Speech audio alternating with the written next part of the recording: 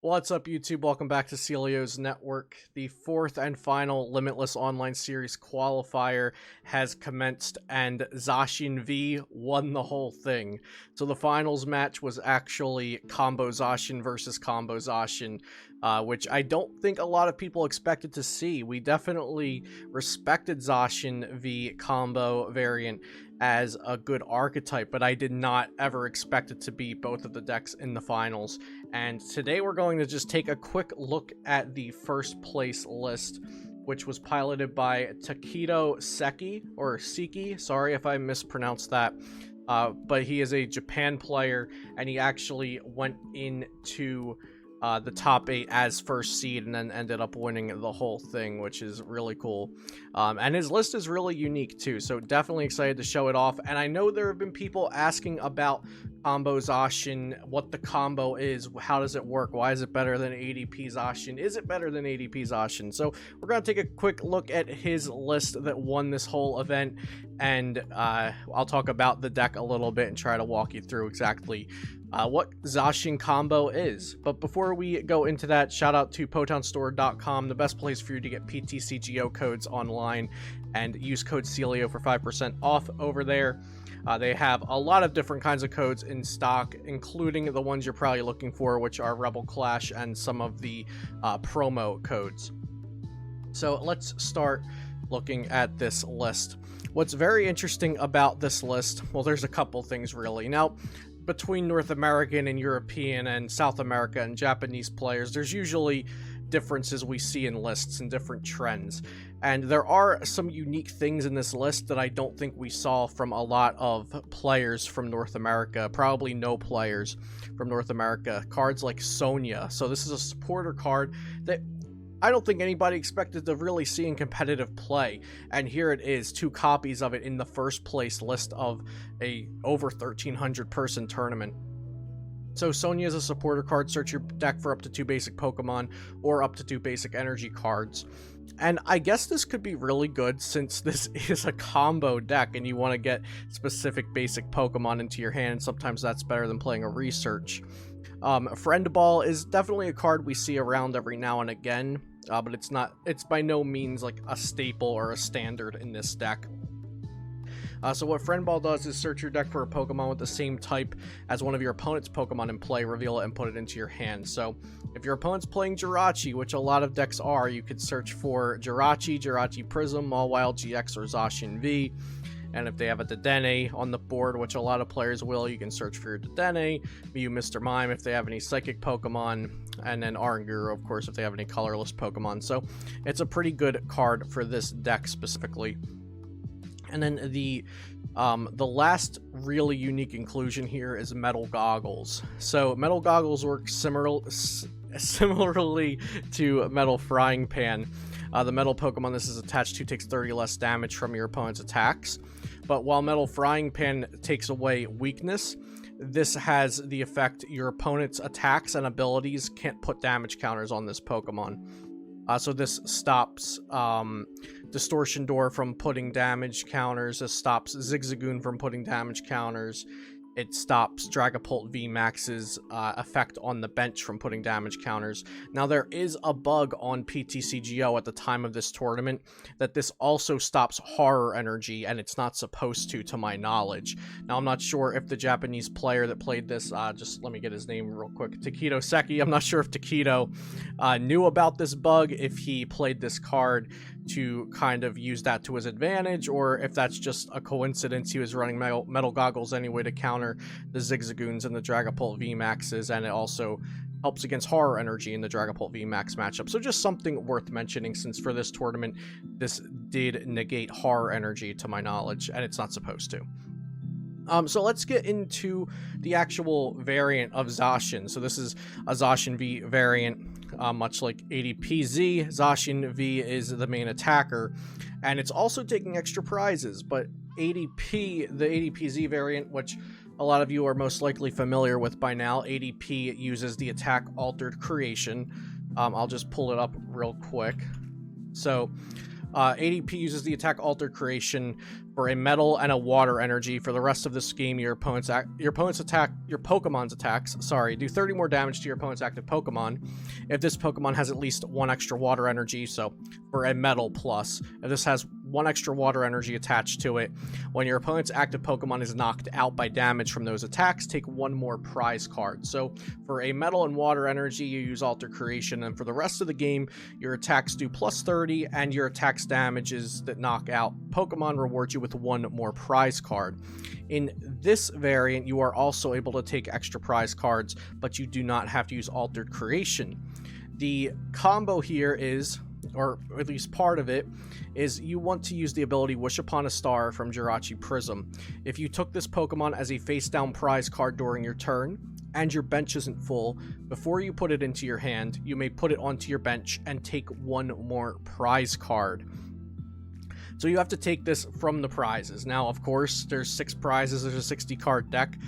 You draw your hand before putting down prizes, so there's a little less than 1 in 6 out of 53 chance every time you put down a prize card, give or take. It changes every time you put down a prize card, but there's an odds that Jirachi Prism will end up in your prize cards.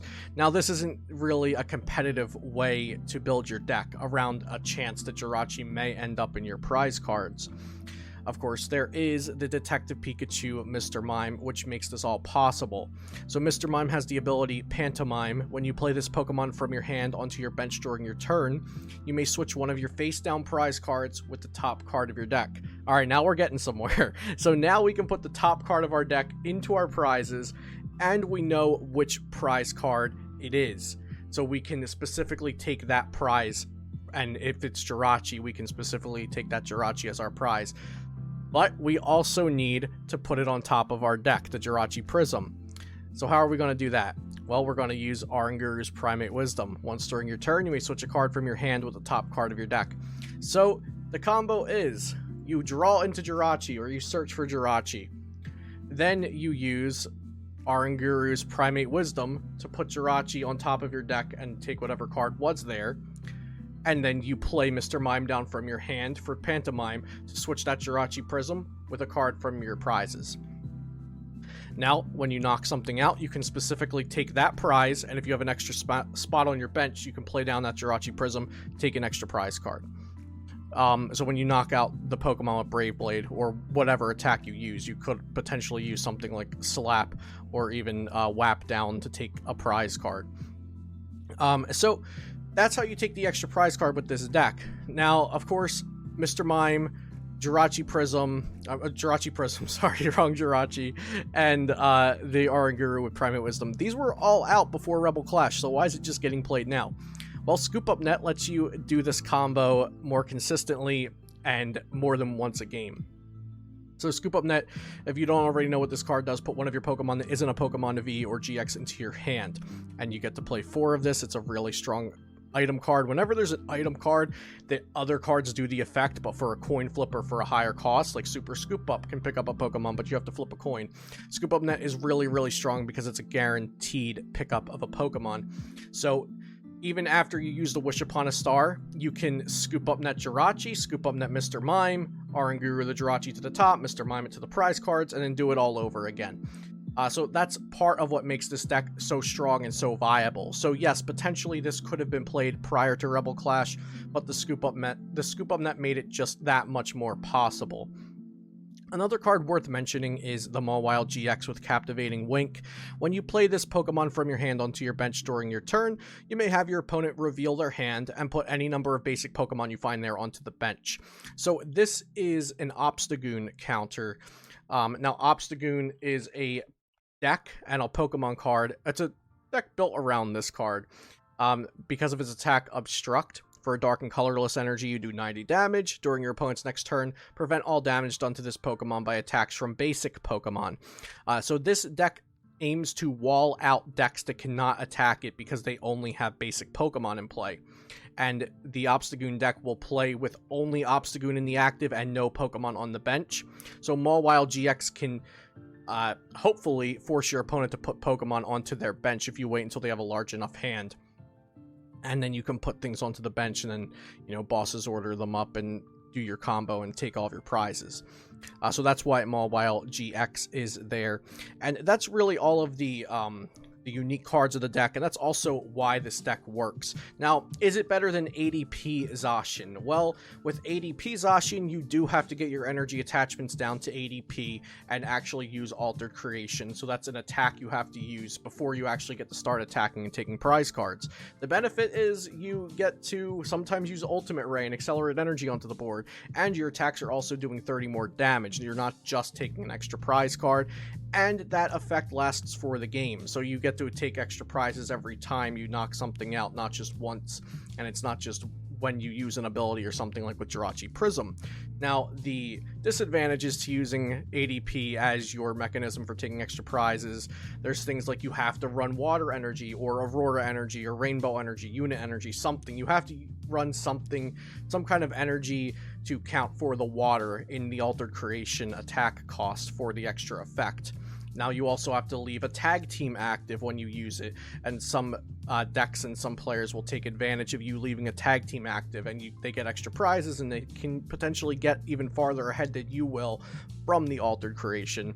There's also the argument of which is more consistent. Is it more consistent to have to get your 2 energy onto ADP and attack, or is it more consistent to, or less consistent, whichever side of the argument you're on, to do this combo with the Mr. Mime and the Jirachi Prism and whatnot? It seems like for this weekend and for this event, players thought that the Jirachi Prism variant was better, or at least some of the top players that did very well with it thought that this variant was better, or at least the call for this tournament. 3 of them were in top 8, and this is the one that won. It got first, second, and top 8, I believe. And I wanted to show off this one since it is the first place list of a huge tournament. It has some unique things going on, like the Sonia, which I don't think we've seen in a competitive deck yet. And I also wanted to just kind of explain how this deck works, since I've been seeing questions, and I get some questions like, hey, what do you think about this deck? Or how does it even work? Or why don't you just play ADP? So I figured I would talk about that. Leave it in the comments down below if there's anything I did not mention about this deck, or answer any questions about it, and I'll try to help you out if you have any further questions. And I'll also export this list and put it in the description down below. Of course, check out limitlesstcg.com for all of the lists. I'll have them up soon. Also, don't forget to vote for me in the content creator voting for the Limitless Invitational. If you did play in the qualifiers and you have some votes to use, I'd really appreciate it if you chose to vote for me. As always, check out PotonStore.com for all of your ptcgo code needs. And I do have a Patreon where I write premium articles and offer deck lists and deck advice and things like that of that nature. So if you're interested in becoming a patron for those types of benefits, or just to support my content, check that out at patreon.com/CeliosNetwork. Subscribe to the channel if you want to see more content like this in the future, and I'll see you next time here on Celios Network.